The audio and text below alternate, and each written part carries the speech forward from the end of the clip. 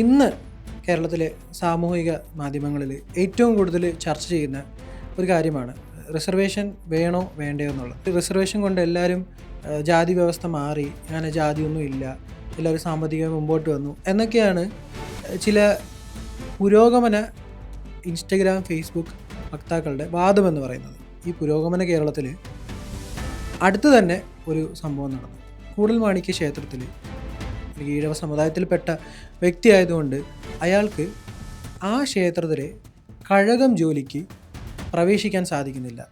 അവിടെയുള്ള തന്ത്രിമാർ വിലക്കുന്നത് കൊണ്ടാണ് അദ്ദേഹത്തിന് അവിടെ ജോലി ചെയ്യാൻ സാധിക്കാത്തത്. റിസർവേഷൻ വേണ്ട എന്ന് വാദിക്കുന്ന ആൾക്കാർ ഏറ്റവും കൂടുതൽ ശ്രദ്ധിക്കേണ്ട പ്രസക്തമായ ഭാഗം ഇതാണ്. ഈ കഴകം ജോലിക്ക് വന്ന വ്യക്തി ജനറൽ കാറ്റഗറിയിൽ 1ാം റാങ്കോടെ പാസ്സായിട്ടാണ് ജോലിയിൽ പ്രവേശിച്ചത്. അതായത് റിസർവേഷൻ്റെ പരിധിയിൽ പെടാതെ വന്നിട്ട് പോലും ജാതി എന്ന് പറയുന്നത് മാറുന്നില്ലെന്നുള്ളത് നിങ്ങൾ ശ്രദ്ധിക്കണം. 1910 ഇതുപോലെ അവിടെ ജാതി വിവേചനം നിലനിന്നിരുന്നു. അതായത് താഴ്ന്ന ജാതിക്കാരെന്ന് വിളിക്കപ്പെട്ടിരുന്ന ആൾക്കാർ ചുറ്റുമതിലിനുള്ളിലും ചുറ്റുമതിൽ പുറത്തും അതിലുള്ള വഴികളിലൂടെയൊന്നും നടക്കാനുള്ള അവകാശം അവർക്കുണ്ടായിരുന്നില്ല. 1946 നടന്ന കുട്ടംകുളം സമരത്തിലൂടെയാണ് അവർ വഴിയിൽ നടക്കാനുള്ള ആ ഒരു അവകാശം തന്നെ നേടിയെടുക്കുന്നത്. ഒന്ന് ആലോചിച്ച് നോക്കണം. 100 വർഷങ്ങൾക്ക് ഇപ്പുറം ഒരാൾ വേറൊരു സമുദായത്തിൽപ്പെട്ട ആൾ ഒരു പരീക്ഷ എഴുതി ജോലിയിൽ പ്രവേശിപ്പിക്കുമ്പോൾ പോലും ഇങ്ങനെ ഒരു അവസ്ഥ, ജാതി വിവേചനം ഉണ്ടാകുന്നു എന്ന് പറയുന്നത്. സനാതനധർമ്മത്തെ പറ്റിയുള്ള ചർച്ചകൾ ഉയർന്നു വന്നപ്പോൾ പട്ടികജാതിക്കാർ ഉൾപ്പെടെയുള്ള വിഭാഗങ്ങൾ ഒന്നാണെന്നുള്ളൊരു പ്രതീതിയാണ് എല്ലാവരും പറഞ്ഞു വെച്ചത്.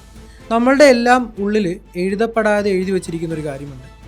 അതായത് ദൈവത്തിനെ പൂജിക്കാനും ആ വിശ്വാസത്തിൻ്റെ ഭാഗമാകാനും ദൈവത്തിനോട് സംസാരിക്കാനുമൊക്കെ ഒരു ഇടനിലക്കാരൻ്റെ ആവശ്യമുണ്ടെന്ന്. ആ ഇടനിലക്കാരനെന്ന് പറയുന്നത് ഒരു പ്രത്യേക വിഭാഗത്തിൽപ്പെട്ട ആളായിരിക്കണമെന്ന്. ഇന്നത്തെ ജനാധിപത്യ വ്യവസ്ഥയിൽ നിങ്ങൾക്ക് തോന്നുന്നുണ്ടോ അങ്ങനെ ദൈവത്തിനോട് സംസാരിക്കാനും അല്ലെ അങ്ങനെ ദൈവത്തിനോട് ഇടപഴകാനും ഒരു ഇടനിലക്കാരൻ്റെ അല്ലെങ്കിൽ ഒരു പ്രത്യേക വിഭാഗത്തിൽപ്പെട്ട ആളുടെ ആവശ്യമുണ്ടെന്ന്? ഇതിൻ്റെ എല്ലാം ചോദ്യം ഉയരുന്നത് എവിടെയാണെന്ന് പറഞ്ഞു കഴിഞ്ഞാൽ, ഈ ഇടനിലക്കാരൻ മറ്റൊരു വിഭാഗത്തിൽപ്പെട്ട ആളെ അവിടെ ജോലിക്ക് അംഗീകരിക്കാൻ കഴിയില്ല എന്ന് പറയുന്നിടത്താണ് ഏറ്റവും പ്രയാസകരമുള്ള കാര്യം എന്ന് പറയുന്നത്. 2015 ദേവസ്വം ബോർഡ് ആക്ട് പ്രകാരം ഗവൺമെൻറ്റിന് അല്ലെങ്കിൽ ദേവസ്വം ബോർഡിന് ഒരു നോട്ടിഫിക്കേഷൻ കൊടുക്കുകയാണ്, ഇന്ന തസ്തികയിലേക്ക് ഒഴിവുണ്ട്, ആ ആളെ എടുക്കണമെന്നുള്ളത്. അപ്പം നിയമപരമായി പരമ്പരാഗതമായി ചെയ്തു വരുന്ന കാര്യങ്ങളല്ലാതെയുള്ള തസ്തികകളിലേക്ക് നിയമിക്കുന്നത് ഇതുപോലെ പരീക്ഷ എഴുതിയും ഇൻ്റർവ്യൂവിന് ജയിച്ചും റാങ്ക് ലിസ്റ്റിൽ വന്നും ഒക്കെ തന്നെയാണ്. ഈ ഇടനിലക്കാർ മുന്നോട്ട് വെക്കുന്ന വാദം എന്ന് പറയുന്നത്, മുൻപ് ഈ കഴകം ജോലി ചെയ്തിരുന്ന ആൾക്കാർ അമ്പലവാസികളോ വാര്യർ വിഭാഗത്തിൽപ്പെട്ട ആളുകളോ ആയിരുന്നു എന്നാണ്. കൂടൽമാണിക്യത്തിലെ ഈ സംഭവം ഗവൺമെൻറ്റും മനുഷ്യാവകാശ കമ്മീഷനും വളരെ ഗൗരവത്തോടെയാണ് കാണുന്നത്. മന്ത്രി VN വാസവൻ പറഞ്ഞത് ഇത് നിയമത്തിനും നിയമവ്യവസ്ഥയ്ക്കും എതിരാണെന്നുള്ളതാണ്.